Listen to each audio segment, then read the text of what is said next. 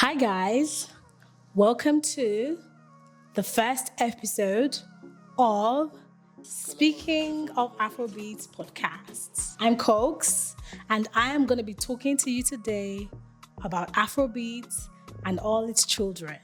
So, why Afrobeats as a topic? Well, first of all, why not? And then, second of all, Afrobeats is in its prime right now. And us as listeners, we're part of the position and where Afrobeat is at the moment.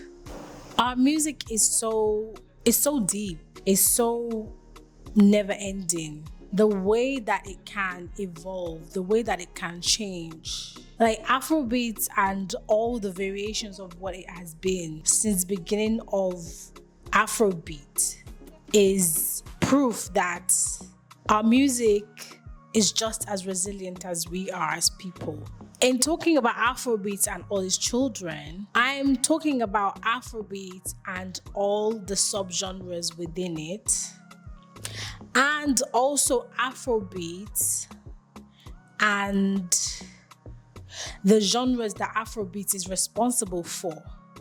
Let me start at Afrobeat, right? This is Afrobeat without the S. Now, Afrobeat without the S is the genre that started in the 60s. This is the genre that was started by Fela. And that Afrobeat is a mix of high life and jazz predominantly. Or it started off as a mix of highlights and jazz. And then Fela then decided to focus on more African music, and he came up with the term Afrobeat. So he then shifted his focus to what he started creating and called it Afrobeat. And that is the music that is responsible for Afrobeats. And that is the one that we are hearing now. That is the one that is also called Afropop, right? So Afrobeat with the S is the genre that started in 2010s, the mid 2010s. So 2010 onwards, 2010 till now. And that's where you have the other types of music under Afrobeats. That's where you have the Afrofusion, the Afropop, Afropiano, everything Afro. That's where you have that. That's under Afrobeats. But my thing is, Afrobeats is also responsible for even things like American R&B. It's responsible for drill, UK drill. It's responsible for soul music. It's responsible for jazz. It's responsible for even classical music, because this was the earliest version of music that Black people knew. And I'm talking pre-colonization days. Black people, we've always had music. Nigerian people, in fact, we've always had music. We've always had our own type of music. And when people were kidnapped and taken across the Atlantic and enslaved, we didn't get to keep much, but we kept our music. And that is what became R&B, soul, jazz, blues. That's R&B's rhythm and blues. But that's what became American music. Just because it didn't have the name Afrobeat without the S, just because it didn't have that name, doesn't mean it wasn't that. It was that. It was always that. The name is what Fela gave it, but we've always had that music. And that music is what taught Americans all of the other types of music that they started to make. And even that music is what is responsible for house music, is what is responsible for EDM. African music, right? African music is before we gave it the name Afrobeat. African music is Afrobeat before the name. African music is responsible for everything and the music that Americans are making. So to me, Afrobeat, now without the S, is like, it's like music coming home, because this is where it started anyway.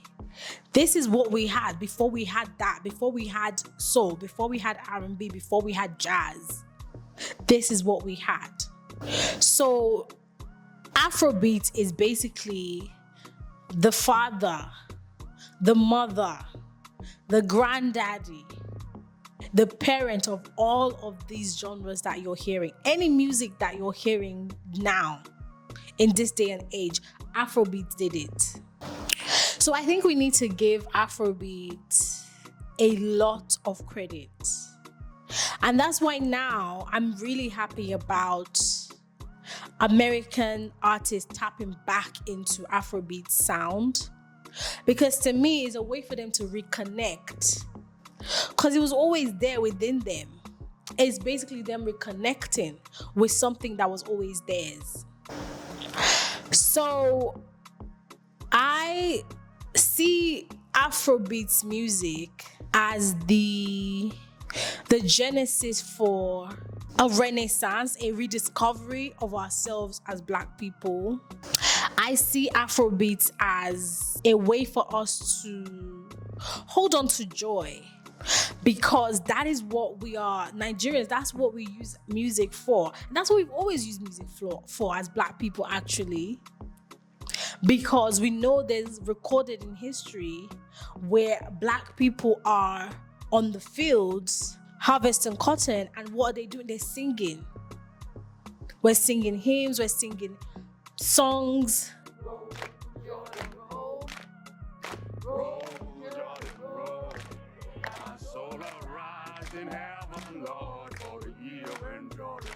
So it's always been there. This Afrobeats, this modern variation that Americans are reconnecting to, is just a way for us to pull out something that was always there. And I really, really hope that more and more Americans rediscover their roots through Afrobeats music. And I know it's not gonna be for everybody. I've personally read tweets online where people are saying, oh, Afrobeats is not that great, it's like reggaeton, da da da. It is what it is. Some people are gonna find it, some people are not gonna find it. But for the people that want to find their roots, it's there. Afrobeats music is powerful. It's the reason why there is music in the first place. I hope that more and more Nigerian people connect back with their roots through Afrobeat music. I hope that more and more African American Black people connect back with their roots through Afrobeat music. And I really am really excited to see where Afrobeat goes and how far it really reaches. I'm a little bit nervous as well, because sometimes growth means that things change and it becomes almost unrecognizable. But in this case, I'm gonna hope for the best and just know that anything that happens is meant to happen. I'm really excited for Afrobeats as a genre. Next episode, I'm not sure what my next topic is going to be yet, but I'm actually excited to bring on a guest. I'm going to bring on a guest and we're going to actually have a conversation about Afrobeats music. I've enjoyed talking about this, about Afrobeats music and everything that it's responsible for. The first season of, speaking of Afrobeats, this is my second season, technically. Well, not technically, it is the second season, but it's the first season as well. So I'm always like, do I say, is it the second season, is it the first season? Anyways, I'm sure you guys know what I'm talking about. This is the second season of the podcast, but it's the first season of it being, speaking of Afrobeats, I'm being very focused on Afrobeats. Yeah, so I can't wait to bring you guys my next topic. I'm going to Once I know what it's about, I'll announce it and I'll let you guys know what I'm going to be speaking about on the next topic. But this one is about Afrobeats and all its children.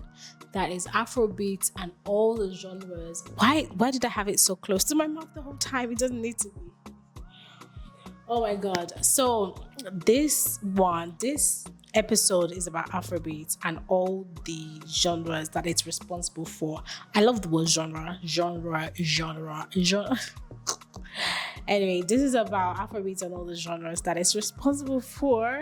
I feel so fancy saying that word, genre. The classical music thing, I need to come back on it because I really feel like there's a connection there. I need to explore that. It makes sense. I can't see it yet and I need to go explore it. But I'm very sure there's a connection there. That angle, I need to know what that angle is. But yes, let me know what you think of this topic, what you think. Do you really think, or if you can figure out what the connection is between Afrobeats and classical music, then I would love to hear that angle because I haven't figured it out yet. Maybe there's somebody out there that has figured it out.